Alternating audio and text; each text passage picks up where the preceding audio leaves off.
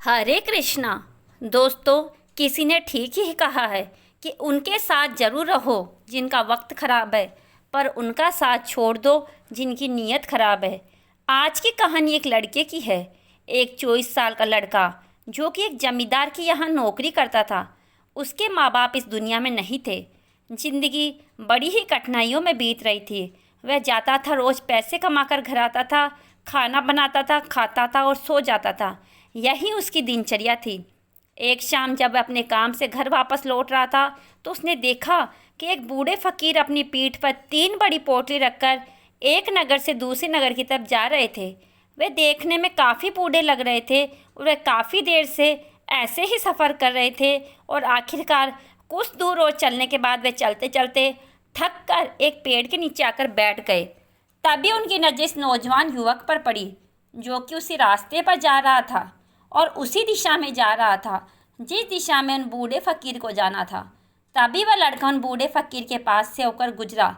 जैसे ही वह उनके पास से गुजरा तभी उन बूढ़े फकीर ने पीछे से आग्रह भरी आवाज़ में कहा, सुनो बेटा, क्या तुम मेरी थोड़ी सी मदद कर सकते हो? ये पोटलियाँ बड़ी भारी है और मैं बूढ़ा हो चुका हूँ। मैं ज़्यादा देर तक इनका बोझ नहीं उठा सकता और मैं बहुत थक भी चुका हूँ। तो क्यों ना तुम मेरी एक पोटली को उठा लो और इसे उस दूसरे गांव तक पहुंचा दो।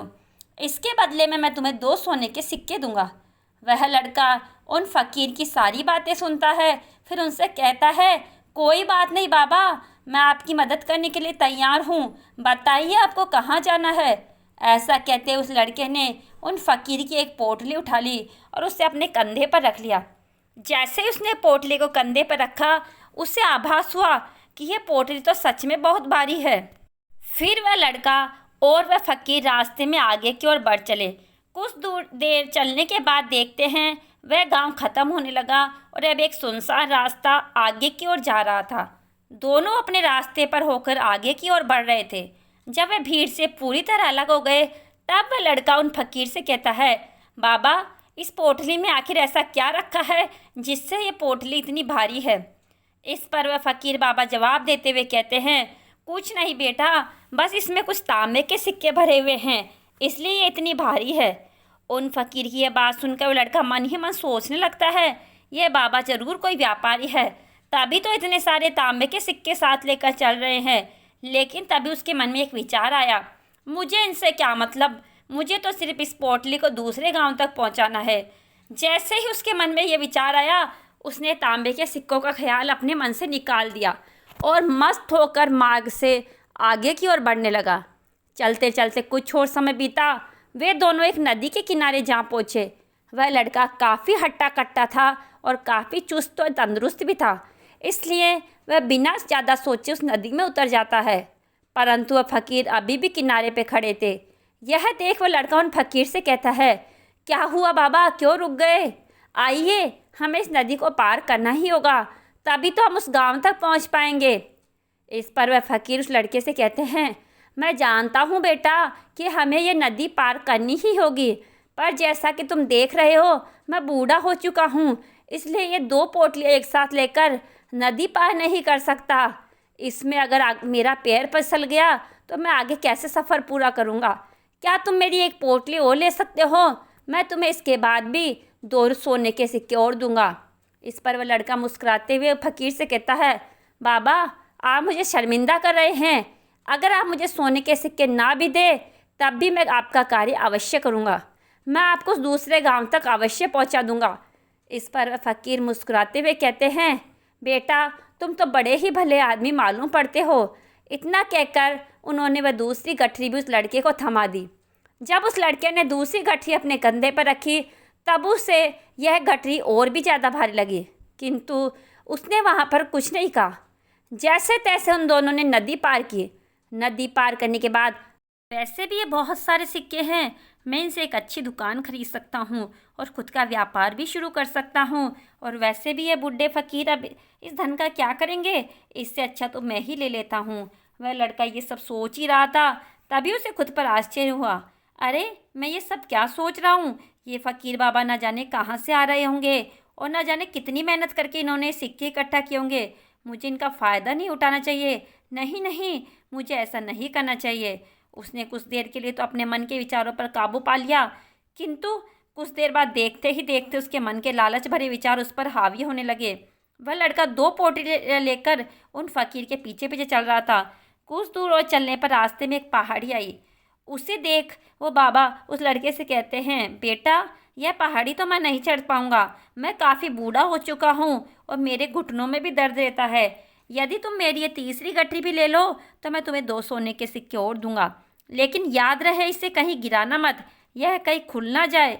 यह बात सुनकर लड़का उन फकीर से कहता है, क्यों बाबा, आखिर इस गठरी में ऐसा क्या है? इस पर वह फकीर उस लड़के से कहते हैं, बेटा इसमें सोने के सिक्के हैं।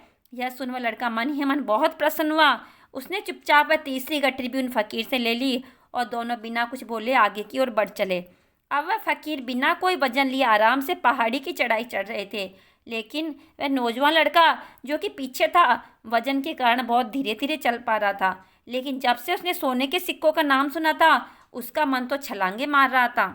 है मन ही मन सोच रहा था, अगर ये सारे सिक्के मुझे मिल जाए तो मेरा जीवन तो आसानी से कट जाएगा। वैसे भी फकीर तो बूढ़े हो चुके हैं, भला इन्हें इतने धन की क्या आवश्यकता है, इनका जीवन तो वैसे भी कट चुका है। मैं एक काम करता हूँ, यह सारा धन लेकर भाग जाता हूँ। लड़के के मन में अनगिनत विचार चल रहे थे। लड़के का मन अब उसकी बुद्धि पर पूरी तरह हावी हो चुका था। उस लड़के का मन अपनी बात को सही साबित करने के लिए उसे कोई तर्क भी दे रहा था और तभी उसके मन में एक और विचार उठा और अब की बार वह लड़का ये सोच रहा था, लगता है ये फकीर बाबा कोई चोर है, नहीं तो इनके पास इतने सारे सोने के सिक्के कहाँ से आए। अगर ये कोई व्यापारी होते तो ये इस तरीके से पैदल यात्रा तो नहीं करते, और अगर इनके पास इतना सारा धन था तो ये कोई ना कोई साधन भी अवश्य करते। लगता है ये तो कोई चोर ही है, और चोर का धन चोरी करने में भला कौन सी बुराई। यह सोचता हुआ वह लड़का काफ़ी तेज़ी से ऊपर की ओर चढ़ा था। देखते ही देखते वह फकीर से आगे निकल गया। वह सोच रहा था, जैसे इस पहाड़ी की चढ़ाई खत्म होगी, ढलान आएगी, मैं तीनों पोटलियाँ लेकर भाग जाऊंगा, जिसके बाद यह सारा धन मेरा हो जाएगा और मेरी गरीबी हमेशा हमेशा के लिए ख़त्म हो जाएगी। मेरे पास बहुत सारा धन भी आ जाएगा, फिर मैं जो चाहूँगा वो कर पाऊँगा। यह सब सोचते सोचते वह पहाड़ी की चोटी पर पहुँच गया और अब ढलान का रास्ता शुरू होने वाला था। तभी वो लड़का उन फकीर की नज़रों से बचता हुआ तीनों गठरियाँ लेकर तेज़ी से भागता हुआ आगे निकल गया। उससे अपना शरीर बहुत हल्का महसूस हो रहा था, जैसे कि उसने तीनों गठरियों का वजन ना मालूम पड़ रहा हो। काफ़ी देर तक दौड़ते भागते लोगों को नज़रों से बचते बचाते वह सुनसान रास्तों से होता हुआ किसी तरह अपने घर पहुंचा। उसकी खुशी का कोई ठिकाना नहीं था। उसने सोचा, क्यों ना मैं जल्दी जल्दी इन पोटलियों से सारे सिक्के निकाल कर उन्हें कहीं छुपा दूँ। यह सोच कर जब उसने गठरी खोली तो पहली गठरी में उसे जंग लगे हुए लोहे के सिक्के मिले। यह देखकर उसे अपनी आंखों पर विश्वास नहीं हुआ। इस पर उसने तुरंत दूसरी गठरी खोल डाली। इस पर भी उसे जंग लगे हुए लोहे के सिक्के मिले। यह सब देखकर वह लड़का बड़ा हैरान हुआ। उसने मन ही मन कहा, आखिर यह सब क्या हो रहा है? उन फकीर ने तो मुझसे कुछ और ही कहा था। अब उसने वह तीसरी सोने वाली गठरी खोली, उसमें भी लोहे के जंग लगे सिक्के निकले। यह देखकर लड़का बड़ा क्रोधित हुआ। आखिर उन फकीर ने मुझसे झूठ क्यों कहा? उन्होंने ऐसा क्यों कहा? एक गठरी में तांबे के सिक्के हैं, दूसरी में चांदी के और तीसरी में सोने के। वह सब सोच रहा था कि तभी उसकी नज़र उस गठरी के अंदर पड़े एक पत्र पर पड़ी। उसने तुरंत वह पत्र उठाया और पढ़ने लगा। उस पत्र में लिखा था, यह पूरा नाटक एक ईमानदार व्यक्ति की खोज करने के लिए रचा गया है। मैं इस राज्य का राजा हूँ, मेरी कोई संतान नहीं है, इसलिए मैंने ये षड्यंत्र रचा है ताकि मैं अपने राज्य के किसी ईमानदार व्यक्ति की खोज कर सकूं जो मेरे बाद इस राज्य का राजा बन सके और राज्य भार को संभाल सके। और इस राज्य भार को वही संभाल सकता है जो पूरी तरह से ईमानदार हो, जिसके मन में किसी प्रकार का लालच ना हो। पत्र पढ़ते हुए लड़का जोर जोर से चिल्लाने लगा और अपना सिर पकड़कर बैठ गया। वह जानता था कि अगर वह अपने मन के विचारों पर नियंत्रण कर लेता तो उसका जीवन बदल सकता था, लेकिन अफसोस कि वह अपने मन के विचारों पर नियंत्रण नहीं कर पाया। दोस्तों, महात्मा बुद्ध कहते हैं, विचार ही सब कुछ है। जैसा हम सोचते हैं वैसे ही बन जाते हैं। इसलिए हमारा सबसे बड़ा दुश्मन भी हमें उतना नुकसान नहीं पहुंचाता जितना कि हमारे मन के अनियंत्रित विचार पहुंचाते हैं। महात्मा बुद्ध कहते हैं, अपने मन को ध्यान से देखो। हमारे मन में जो विचार चलते हैं वही विचार शब्द बनते हैं और वही विचार कर्म के रूप में प्रकट होते हैं। बार बार दोहराने पर कर्म आदत में बदल जाते हैं और समय के साथ साथ धीरे ये आदतें हमारे चरित्र का गठन करती है और आगे चलकर यही चरित्र हमारे भाग्य का निर्माण करता है। इसलिए हमारा अपने विचारों के प्रति सजग रहना बेहद आवश्यक है, हमारा जागरूक रहना बेहद आवश्यक है। हमारा इस पर ध्यान देना जरूरी है कि हमारे मन में किस तरह के विचार उठ रहे हैं। आगे महात्मा बुद्ध कहते हैं कि कमजोरी हमेशा छोटे विचार से शुरू होती है। छोटा विचार एक बीज की तरह होता है और अगर समय रहते इस विचार रूपी बीज को नष्ट ना किया जाए तो यह छोटा विचार बहुत ही जल्द एक विशाल वृक्ष का रूप ले लेता है और हमारी बुद्धि की सोचने और समझने की क्षमता को पूरी तरह से नष्ट कर देता है। इसलिए जब हमारे मन में पहली बार कोई गलत विचार जन्म ले तभी उसे जड़ से उखाड़ देना चाहिए, अन्यथा वह बहुत जल्द एक विशाल वृक्ष का रूप ले लेगा और हमें किसी न किसी गलत राह पर ढकेल देगा। फिर हम चाहकर भी उसे रोक नहीं पाएंगे। लेकिन अब प्रश्न यह उठता है कि हम अपने मन के विचारों को कैसे नियंत्रित करें। हमारा मन तो इतना शक्तिशाली है, इतना चंचल है कि वह किसी न किसी तरीके से हम पर हावी हो ही जाता है। हम चाहकर भी उस पर नियंत्रण नहीं रख पाते। इस प्रश्न के उत्तर में महात्मा बुद्ध हमें 2 बातें बताते हैं। पहली बात, सही इरादा विकसित करो। कई बार आपने देखा होगा कि आप बोलना कुछ और चाहते हैं लेकिन बोल कुछ और देते हैं, क्योंकि आपके मन के भीतर जो कुछ बसा हुआ है वही आपके मुख से बाहर भी निकल रहा है। लेकिन जब हमसे वह गलती हो जाती है तो उसके बाद हमारा मस्तिष्क अच्छी तरह से काम करना शुरू कर देता है। हम अपने सोचने और बोलने के प्रति सजग हो जाते हैं और इसी अवस्था में हमें एहसास होता है कि हमसे गलती हो गई। फिर हमारा मन दुखी होता है और वो पश्चाताप से भर जाता है। और महात्मा बुद्ध कहते हैं, जो सिर्फ अपने विचारों को देखता है वही सबसे बड़ा तपस्वी है। अर्थात जो अपने मन में चल रहे विचारों को सिर्फ देखता है और उन पर कोई प्रतिक्रिया नहीं करता, सिर्फ उन्हें देखता है और समझता है, वास्तव में वही अपने मन पर नियंत्रण कर सकता है और वही अपना जीवन सुखी और खुशहाली के साथ जी सकता है। इसलिए यदि आप अपने जीवन को सुखी और खुशहाल बनाना चाहते हैं तो आपके अपने मन पर नियंत्रण साधना ही होगा। अपने मन में चल रहे विचारों के प्रति जागरूक होना ही होगा और अपने मन को खाली करना ही होगा।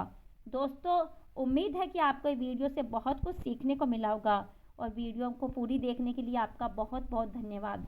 अगर वीडियो पसंद आई है तो वीडियो को लाइक अवश्य करें और चैनल को सब्सक्राइब करना ना भूलें। राधे राधे, जय श्री कृष्णा।